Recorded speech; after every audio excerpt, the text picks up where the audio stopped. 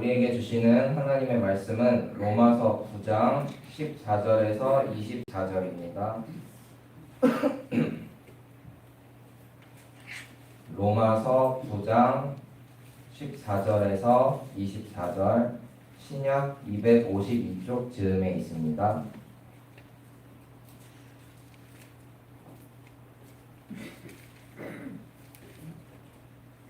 한 절씩 교독하시고 마지막 절은 함께 읽겠습니다.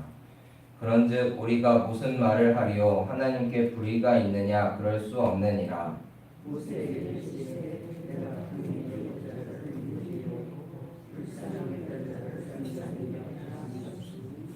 그런즉 원하는 자로 말미암음도 아니요 다른 박질하는 자로 말미암음도 아니요 오직 긍휼히 여기시는 하나님으로 말미암음이니라.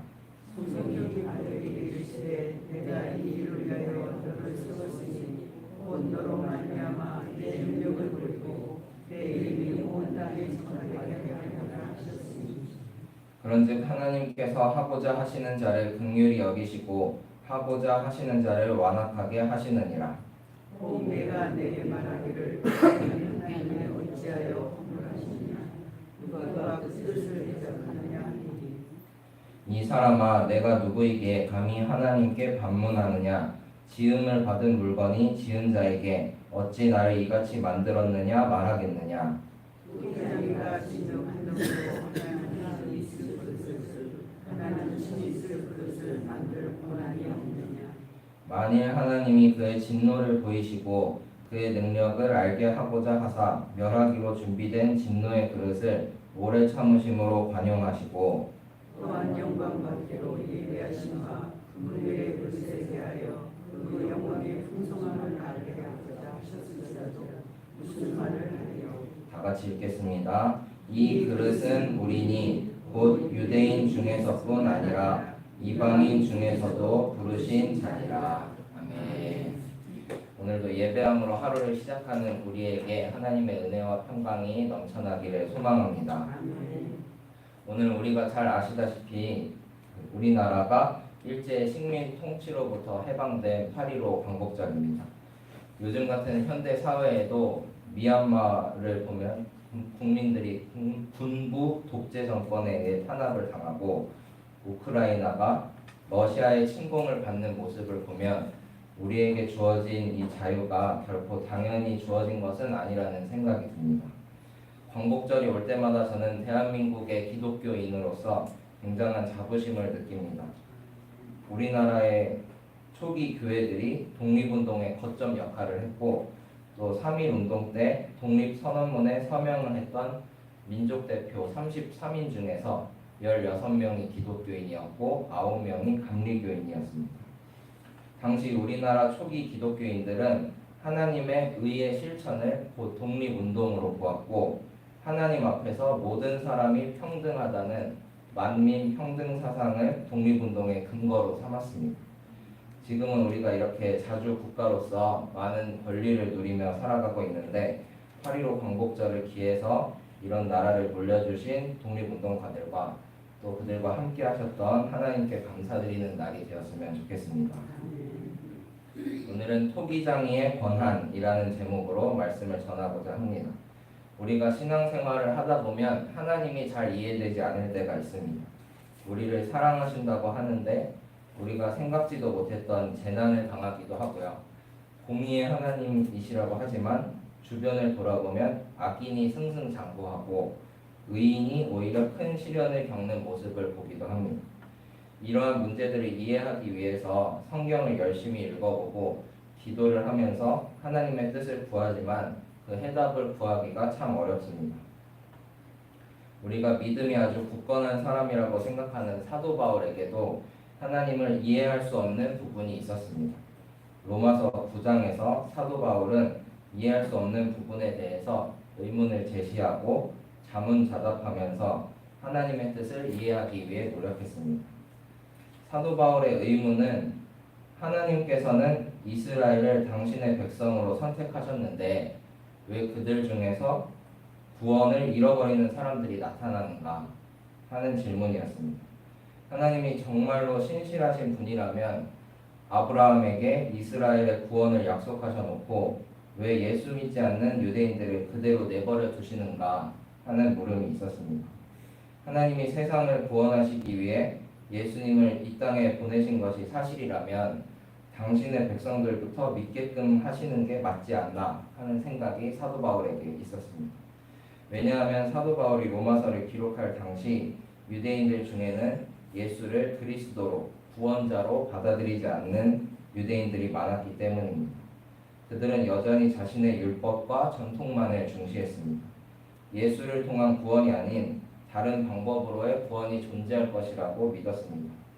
그들의 역사를 살펴보면 하나님이 그들을 치셔서 넘어지게도 하셨지만 결국엔 주님 품으로 돌아오게 하는 일이 반복되었기 때문입니다. 그래서 예수를 구원자로 받아들이지 못한 유대인들은 이방인과 함께 받는 구원이 아니라 선택받은 자기들만을 위한 특별한 구원이 있을 거라고 굳게 믿고 있었습니다. 이러한 전후 사정을 잘 알고 있었던 사도 바울이 볼 때 그렇게나 자기 백성을 아끼시는 하나님께서 메시아를 보내셨으면 지금까지 하셨던 방법대로 이스라엘을 호되게 벌하시든지 아니면 특별한 계시를 내려서 그들을 돌이키실 일이지 이렇게 자기 백성을 구원해서 박탈된 채로 내버려 두신다는 게 잘 이해되지 않았습니다. 왜냐하면 사도 바울은 유대인이었지만 다메섹 도상에서 예수님을 만난 사람이었기 때문입니다. 자신이 잘 알고 있는 유대 전통도 있었고 직접 체험한 복음도 있었기 때문에 예수를 메시아로 믿지 못한 유대인들이 더 안타까워 보였습니다. 그래서 그들을 그대로 내버려 두시는 하나님, 선택하신 백성 외에 이방인에게도 구원의 기회를 열어주시는 하나님이 잘 이해되지 않았습니다. 구약의 말씀을 살펴보면 하나님께서 자기 백성을 지키시고 구원하시는 것이 곧 하나님의 신실함을 드러내는 것이다 라는 논리로 말씀이 전개되는 경우가 많습니다. 제가 오늘 이 새벽 말씀을 준비하던 중에 담임 목사님의 그 금요기도의 설교를 듣고 참 반가웠는데요. 담임 목사님이 금요기도회 때 하셨던 신명기의 말씀이 딱 그런 말씀이었습니다. 신명기 7장 8절에서 9절의 말씀입니다. 여호와께서 다만 너희를 사랑하심으로 말미암아 또는 너희의 조상들에게 하신 맹세를 지키려 하심으로 말미암아 자기의 권능의 손으로 너희를 인도하여 내시되 너희를 그 종 되었던 집에서 애국 왕 바로의 손에서 속량하셨나니 그런즉 너는 알라 오직 내 하나님 여호와는 하나님이시요 신실하신 하나님이시라. 이렇게 여호와께서 너희를 사랑하셔서 너희 조상들에게 하신 맹세를 지키려고 자기의 권능의 손으로 너희를 인도하여 내셨다. 그래서 그런 하나님은 신실하신 분이시다 라는 내용의 말씀입니다. 구약의 말씀은 대부분 이런 식으로 하나님께서 이스라엘과 언약을 맺으시고 주변에 있는 무리를 물리치거나 주변의 무리들을 통해 이스라엘을 선한 길로 인도하신다는 내용으로 이야기가 전개됩니다. 하나님은 이스라엘과 약속을 하셨고 그 약속을 철저히 지키시기 때문에 신실하신 분이 되는 것이죠. 하지만 예수님의 십자가와 부활 사건 이후 구약의 논리는 조금 약해졌습니다. 하나님께서 택하신 백성들이 오히려 예수님을 죄인으로 몰아 십자가에 못 박았고 또 선택받지 못했던 이방인들이 예수님의 복음 이야기를 믿고 구원에 이르는 일들이 비일비재하게 일어났기 때문입니다. 사도 바울은 이러한 이해되지 않는 물음 앞에 14절과 같이 대답합니다. 그런즉 우리가 무슨 말을 하리요 하나님께 불의가 있느냐 그럴 수 없느니라. 이렇듯 하나님께서 하시는 일에는 불의가 없습니다. 그러한 주장의 근거로 모세와 바로의 이야기를 이어갑니다. 모세가 십계명을 받기 위해 시내산에 올랐을 때 시간이 지연되는 것을 불안하게 여긴 이스라엘 백성들은 금송아지 우상을 만들어 숭배합니다. 시내산에서 내려온 모세는 그 광경을 본 후 크게 분노하고 이스라엘 백성들을 징벌합니다.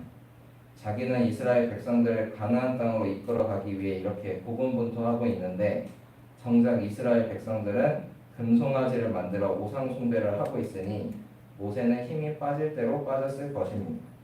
그러한 모세에게 하나님께서는 다시 시내산에 오를 것을 촉구하시며 이렇게 말씀하십니다. 로마서 9장 15절에서 그 말씀을 인용하고 있는데요. 내가 긍휼히 여길 자를 긍휼히 여기고 불쌍히 여길 자를 불쌍히 여기리라. 모세의 눈으로 볼 때는 이렇게 배은망덕한 민족이 또 없었습니다.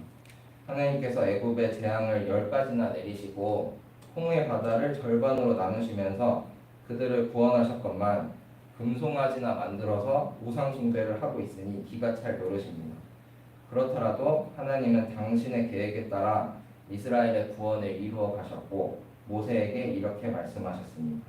모세야, 내 뜻대로가 아니라 나 하나님이 긍휼히 여길 자를 긍휼히 여기고 불쌍히 여길 자를 불쌍히 여기겠다고 말씀하셨습니다. 16절에 이어서 이렇게 말씀하십니다. 그런즉 원하는 자, 바라는 자들의 뜻도 아니고 다른 박질하는 자, 무언가 열심히 노력하는 자의 노력 때문이 아니라 오직 긍휼히 여기시는 하나님으로 말미암아 하나님의 은혜는 임한다고 말씀합니다. 또한 하나님은 모세와 같은 의인들을 통해서만 일하지 않으셨습니다. 17, 18절에는 하나님께서 애국 왕 바로를 세우신 이유를 설명하고 있습니다. 내가 이 일을 위하여 너를 세웠으니 곧 너로 말미암아 내 능력을 보이고 내 이름이 온 땅에 전파되게 하려 함이라 하셨으니 그런즉 하나님께서 하고자 하시는 자를 긍휼히 여기시고 하고자 하시는 자를 완악하게 하시느니라. 바로와 같은 사람이 하나님의 뜻을 거역했을 때 하나님께 순종을 거부하는 그곳에서조차도 하나님은 절대적인 능력을 나타내셨습니다. 바로의 불순종을 통하여 하나님은 여러 가지 기적을 행하셨고 이는 결국 하나님의 능력과 이름이 온 땅에 전파되는 결과를 가져왔습니다. 그리고 이어지는 말씀에 토기장이의 비유가 나옵니다.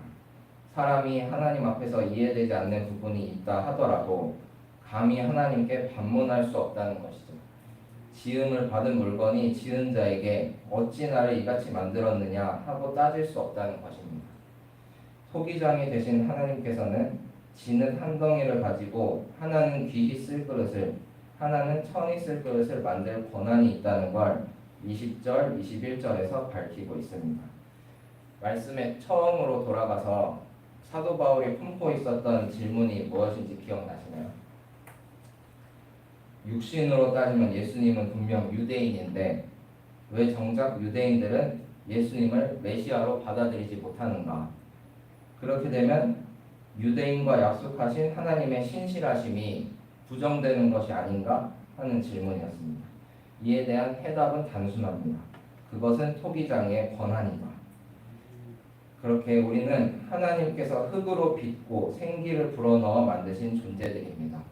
마치 질그릇과 같은 존재들입니다. 고린도후서 4장 7절에선 이렇게 고백합니다. 우리가 이 보배를 질그릇에 가졌으니 이는 심히 큰 능력은 하나님께 있고 우리에게 있지 아니함을 알게 하려 함이라. 질그릇과 같은 나를 선택하여 불러주셨다는 사실에 그저 감사할 따름입니다.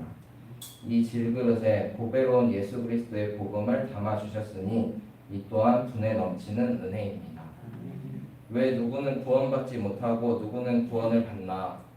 왜 나는 이만큼밖에 갖고 있지 못하는데 저들은 저렇게나 넘치게 소유하고 있는가? 왜 나는 저기서 태어나지 않고 여기서 태어났을까?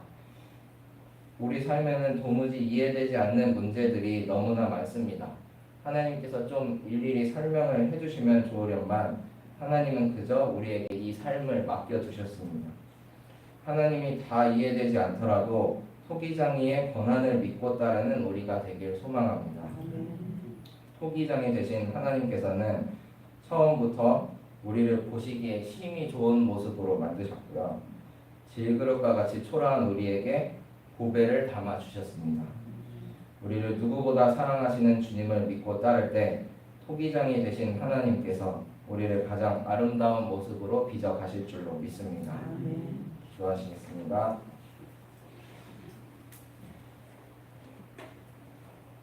하나님 아버지 감사합니다. 질그릇과 같이 보잘것없는 저희를 자녀 삼아 주시고 하나님의 은혜 안에 살게 해주시니 감사드립니다. 오늘 이 하루도 토기장이 되신 주님 앞에 제 몸과 마음을 내어드리오니 주님 저희를 빚어 주시옵소서. 주님 닮은 모습으로 빚어 주시옵소서. 오늘은 8.15 광복절입니다. 우리나라의 자유와 해방을 주심에 감사드립니다. 하나님께서 주신 이 나라의 주권을 헛되이 사용하지 않게 하여 주시고 주님 앞에 더욱 건강하고 온전한 나라로 서게 하여 주시옵소서. 올바른 가치를 따라 세계 여러 나라와 협력하게 하여 주시고 소외된 이웃들이 함께 웃을 수 있는 나라 되게 하여 주시옵소서. 세계 곳곳에는 아직도 주권을 회복하지 못한 나라와 국민들이 있습니다. 주님, 그들의 상처를 싸매어 주시고 주님의 때에 자유와 평안을 허락하여 주시옵소서. 한 주간 지은 죄를 주님 앞에 내려놓습니다. 알지 못하고 지은 죄도 있지만 죄인 줄 알면서 지은 죄도 많았습니다. 죄를 자각할 수 있는 마음 허락하여 주시고 거룩한 생활을 이어갈 수 있도록 성령께서 함께하여 주시옵소서. 반복해서 같은 죄를 범하면서도 죄를 끊어내지 못하는 저희 연약함을 고백합니다. 주여 용서하여 주시고 함께하여 주시옵소서. 이제 한 주 뒤에 담임 목사님 미국 집회 일정이 있습니다. 미국 내 여러 지역을 옮겨 다니며 수행하는 일정 중에 건강 지켜주시고 주님의 은혜가 충만한 집회 되게 하여 주시옵소서. 집회 일정 중 만나는 교회마다 문제가 해결되고 성령의 역사가 일어나는 시간 되게 하여 주시옵소서. 저희 성능감리교회에도 은혜 내려주시길 원합니다. 담임 목사님 부재하신 중에 악한 세력이 틈타지 못하게 하여 주시고 교회의 성장과 성숙이 일어나는 귀한 시간 되게 하여 주시옵소서. 모든 것 주님께 맡기오며 살아계신 예수님의 이름으로 기도합니다. 하늘에 계신 우리 아버지여,